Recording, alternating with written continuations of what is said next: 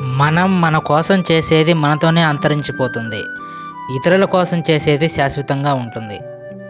జ్ఞానానికి, దీపానికి ప్రత్యేక గుర్తింపు అవసరం లేదు. అవి ఎక్కడ ఉన్నా, పాతాళంలో ఉన్న దశదిక్కులకు కాంతులను ప్రసరింపజేస్తాయి. ఒకరికి మేలు చేసే పని ఏదైనా గొప్పదే.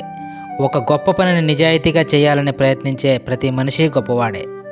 మన వలన సమాజానికి మేలు జరగకపోయినా పర్వాలేదు, కీడు మాత్రం జరగకూడదు. జ్ఞానం అంటే తనను తాను తెలుసుకోవడం, తనను తాను నియంత్రించుకోగలగడం. మన అహంకారం సృష్టించే చీకటిని దూరం చేయాలంటే ఎవరికీ సాధ్యం కాదు, మన అహంకారాన్ని మనం దూరం చేస్తే తప్ప.